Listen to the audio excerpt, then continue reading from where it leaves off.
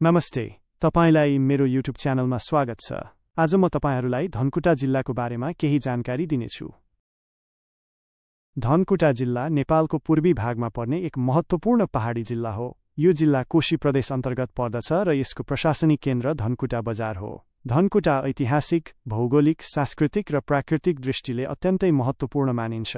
यहाँको हरियाली, रमणीय दृश्य, समृद्ध सांस्कृतिक सम्पदा र विविध जातजातिको बसोबासले यस जिल्लालाई विशेष बनाएको छ। भौगोलिक स्थिति: धनकुटा जिल्ला पूर्वी नेपालमा अवस्थित छ र यो उत्तरमा भोजपुर, पूर्वमा मोरङ र सुनसरी, पश्चिममा तेह्रथुम र दक्षिणमा उदयपुर जिल्लासँग सिमाना जोडिएको छ। यसको कुल क्षेत्रफल लगभग 891 वर्ग किलोमिटर छ। धनकुटाको भू आकार पहाडी छ, जसले गर्दा यहाँको हावापानी पनि समशीतोष्णदेखि चिसोसम्मको अनुभव गरिन्छ। जिल्लाको अधिकांश भाग हरियालीले ढाकिएको छ र प्राकृतिक स्रोत साधनले भरिपूर्ण छ। यहाँको प्रमुख नदीहरूमा तामोर, आरुण, धनकुटा खोला आदि पर्दछन्। ऐतिहासिक पृष्ठभूमि: धनकुटाको ऐतिहासिक पृष्ठभूमि निकै पुरानो छ। राजा पृथ्वीनारायण शाहले नेपाल एकीकरणको क्रममा पूर्वी क्षेत्रतर्फ बढ्दै गर्दा धनकुटा एक महत्त्वपूर्ण प्रशासनिक केन्द्रको रूपमा विकास भएको हो। तत्कालीन लिम्बुवान राज्यका केही भाग यस क्षेत्रमा पर्दथे। पछि आएर धनकुटा पूर्वी नेपालको प्रमुख जिल्ला हेडक्वार्टरका रूपमा विकसित भयो। जनसाङ्खिक र सांस्कृतिक विविधता: धनकुटा जिल्लामा विभिन्न जातजाति र समुदायहरू बसोबास गर्दछन्। प्रमुख जातिहरूमा लिम्बू, राई, मगर, गुरुङ, नेवार, क्षेत्री, ब्राह्मण आदि पर्दछन्। यस जिल्लाको सांस्कृतिक विविधता निकै समृद्ध छ। राई र लिम्बू समुदायका परम्परागत संस्कृति, गीत सङ्गीत, नाचगान तथा चाडपर्व यहाँको विशेषता हो। साकेला, चासोक तङनाम, उभौली जस्ता पर्वहरू यहाँ धुमधामले मनाइन्छन्। त्यसैगरी हिन्दू धर्मावलम्बीहरूको दशैं, तिहार, छठ, श्री पञ्चमी आदि पर्वहरू पनि उत्तिकै भव्यताका साथ मनाइन्छन्। शिक्षा र स्वास्थ्य: धनकुटा जिल्ला पूर्वी नेपालको शैक्षिक दृष्टिले अग्रणी जिल्लामध्ये पर्छ।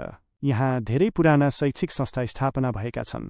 Dhankuta campus, Triveni public school, Siddhartha मावि आदि यहाँका प्रमुख शैक्षिक संस्थाहरू हुन्। साथै प्राविधिक तथा व्यावसायिक शिक्षामा पनि यो जिल्ला अगाडि बढिरहेको छ। स्वास्थ्य सेवाको सन्दर्भमा धनकुटामा एक क्षेत्रीय अस्पताल रहेको छ, जुन आसपासका जिल्लाका लागि पनि सेवाको केन्द्र हो। स्थानीय स्तरमा स्वास्थ्य चौकी र प्राथमिक स्वास्थ्य केन्द्रहरू स्थापना गरिएको छन्। कृषि र आर्थिक अवस्था: धनकुटाको प्रमुख पेशा कृषि हो। यहाँका जनताको मुख्य जीविकोपार्जनको स्रोत कृषिमा आधारित छ। धान, मकै, गहुँ, तरकारी, फलफूल आदि मुख्य उत्पादन हुन्। धनकुटा सन्तुलित जलवायु भएको ठाउँ भएकोले यहाँ अलैँची, अदुवा, चिया र सुन्तला जस्ता नगदे बालीहरू पनि उत्पादन गरिन्छन्। पछिल्ला वर्षहरूमा कृषिमा आधुनिकीकरण हुँदै गएको छ र यसले आर्थिक विकासमा ठूलो टेवा दिएको छ। धनकुटा प्राकृतिक सौन्दर्य र हरियालीले भरिपूर्ण भएकोले पर्यटनको ठूलो सम्भावना बोकेको जिल्ला हो। पछिल्ला वर्षहरूमा आन्तरिक र बाह्य पर्यटकहरूको चाप बढ्दै गएको छ, जसले जिल्लाको आर्थिक गतिविधिलाई थप गति दिएको छ। पर्यटकीय स्थलहरू: धनकुटामा अवस्थित केही प्रमुख पर्यटकीय स्थलहरू यस प्रकार छन्।